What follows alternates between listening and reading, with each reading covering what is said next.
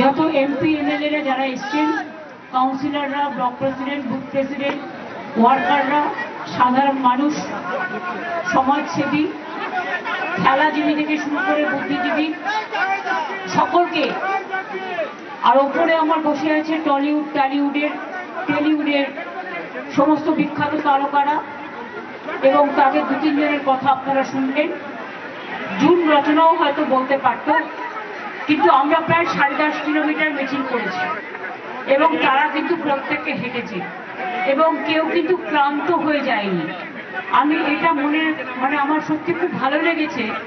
পুরোটা রাস্তায় যেন একটা কল্লোল হচ্ছে, একটা লড়াইয়ের হিল্লোল হচ্ছে, যেন একটা নবপরিবারে বাংলা আবার নতুন করে জেগে উঠেছে। এইটা দেখে আমার খুব ভালো লাগছিল। আর বিশেষ করে একটা নবকলেবরে বাংলা আবার নতুন করে জেগে উঠেছে, এইটা দেখে আমার খুব ভালো লাগছিল। আর বিশেষ করে রাস্তার দু প্রান্তে মানুষের অভিবাদন, মানুষের অভিনন্দন, মানুষের শুভেচ্ছা, মানুষের শুভকামনা। বুঝতেই পারলাম না কখন 10.5 কিলোমিটার হাঁটা হয়ে গেল। এমনিতে রোজ আমি 30,000 স্টেপস করি, কাজে আমার কাছে এটা কোনো ম্যাটার নয়, কিন্তু 10 কিলোমিটার হেঁটেছে তো 10,000 স্টেপস হেঁটেছে, মানে বেশ অনেকটাই হেঁটেছে। এবং কারণ আমি বাড়িতে 13 করে গিয়েছিলাম, এসে মাপলাম, দেখলাম 23,500 হয়েছে। সুতরাং এখান থেকে আমি ক্যালকুলেট করে দেখতে পেলাম যে আমি ফিটবিটও পড়ি, হুপও পড়ি, কারণ আমি বুঝতেই পারি কোনটা কিভাবে চলছে। সুতরাং আর তার মধ্যে মানুষের যে স্বতঃস্ফূর্ত সমর্থন, শাওনি, দেব, কল্যাণ আপনাদের খুব ভালো বলেছেন, এবং আমি সবচেয়ে খুশি। আমি জানি ওই প্রান্তের লোক আমায় দেখতে পাচ্ছে না, আমার গলা নিশ্চয়ই যাচ্ছে।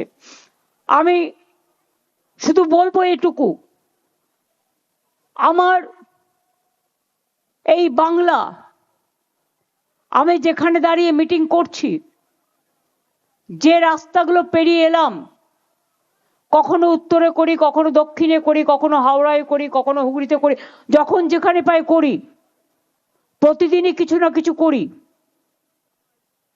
আমার যেটা ভালো লাগে সেটা হচ্ছে আপনারাই আমাদের লালন পালন করেছেন। তৃণমূল কংগ্রেসের জন্ম আপনারা দিয়েছেন। অনেক লড়াই আমরা করেছি জীবনে। এই হাজরা রোডেই মৃত্যুর হাত থেকে আমি বেঁচে গিয়েছিলাম। কল্যাণ সেদিন স্পটে ছিল।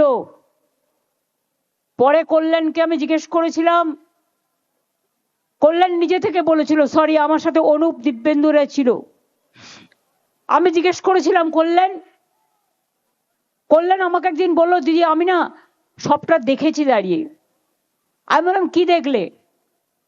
ও বসে আছে, ওর সামনে বলছি, আমি যদি ভুল হয়ে আমায় রেকটিফাই করে দেবে। কল্যাণ আমাকে বললো, দিদি আপনারা মিছিলটা নিয়ে আসছেন, আমি বাস ওখানে একটা বাঁশের জোড়া একটা ছিল, বাঁশগোলা এখনো আছে, ওই রাধাকৃষ্ণ মন্দিরের পাশের যে ডান দিকের রাস্তাটা।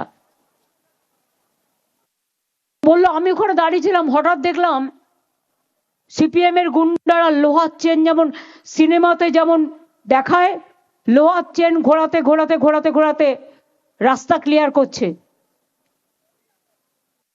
এবং আমাদের সবাইকে তাড়া করলো। আমরা গিয়ে বাস গোলায় লুকিয়ে পড়লাম,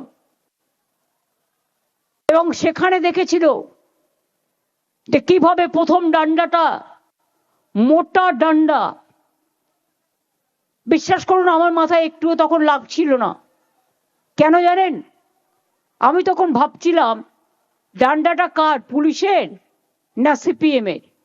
আমি তখন ওইটা চিন্তা করছিলাম। হঠাৎ আমি দেখছি আমার ডান দিকে মাথায় যখন মধ্যেখানে ডান্ডা জোরে মেরেছে, আমার ডান দিক দিয়ে গলগল করে রক্ত বেরোচ্ছে। তারপরে আবার একটা ডান্ডা তুললো, ওটা দিয়ে মারলো, আমার ব্রেনের এখানটা ফেটে গিয়ে এখান দিয়ে গলগল করে রক্ত বেরোচ্ছে। আবার একটা ডান্ডা তুলেছে। তখন আমি জানি না, হয়তো অজানা কোনো অদৃশ্য শক্তি আমার ডান হাতটা অটোমেটিক্যালি আমার মাথায় উঠে গেছে। আর সেই জন্য দেখুন আমার হাতের আলনা অর্ধেক নেই, কারণ হাতের হাড়টা অর্ধেক থেতলে গিয়েছিল, কারণ আমার ব্রেনটা অ্যাটাক হয়ে গিয়েছিল। আর ওই হাতটা যদি আলনাটা না থেতলে যেত, ওই মোটা হাতটা, তাহলে মাথাটাই থেতলে যেত। এবং আমার প্রায় 34টা সেলাই হয়েছিল, ব্রেন অপারেশন হয়েছিল, হাত অপারেশন হয়েছিল, তারপরেও অনেকবার মার খেয়েছি, অনেকবার অপারেশন করা হয়েছে। আমার ফুল বডিতে চোখ নেই, আমি কাজ করি, কিন্তু আমাকে অনেকটা এক্সারসাইজ করতে হয়, আমাকে হাঁটতে হয়, আমি প্রাণায়ামও করি, কিন্তু সাথে সাথে আমাকে কাজও করতে হয়। আমি কাজের মধ্যেই বেঁচে থাকি। আর আমাকে যেদিন কেউ আঘাত করে না, বিশ্বাস করুন, আমাকে আঘাত না করলে আমি কিরকম ঘুমিয়ে পড়ি। ঘুমিয়ে পড়ি মানে অন্যরকম নয়, মানে একটু কবিতা লিখি, কখনো গান লিখি, কখনো নির্জীব হয়ে যাই, কখনো শ্রীকৃষ্ণের উপদেশ শুনি, কখনো রামকৃষ্ণ পড়ি, কখনো বিবেকানন্দ পড়ি, কখনো নেতাজি সুভাষচন্দ্র পড়ি, কখনো স্পেস সায়েন্স দেখি, কখনো ডিসকভারি দেখি, কখনো জিওগ্রাফি দেখি। আর যদি আমায় আঘাত করে তাহলে আমার পুনর্জীবন হয়। গতকাল আমি ভাবছিলাম যে আবার নতুন করে জন্মালাম।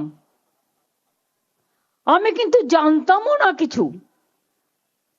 সকালে একটা খবর পেয়েছিলাম কিছু একটা হচ্ছে, তো আমি আর কাউকে জানবার চেষ্টা করিনি, কারণ মাথায় মারার পর থেকে আমি ভোর 4টের আগে কোনোদিনই ঘুমোতে পারি না, তাই সকালেই 2-3 ঘন্টা জাস্ট আমায় ঘুমিয়ে নিতে হয়।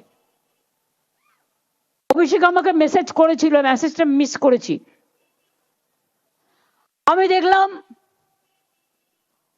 অ্যাম্বুলেন্স হলে ছেড়ে দিন প্লিজ। হ্যাঁ, আমি চুপ করে আছি। ইয়েস, এটা আমাদের মরাল ডিউটি, ফায়ার ব্রিগেড অ্যাম্বুলেন্স আসলে ছেড়ে দিতে হয়। যান, আপনারা বেরিয়ে যান, আস্তে আস্তে সুস্থ হয়ে যান।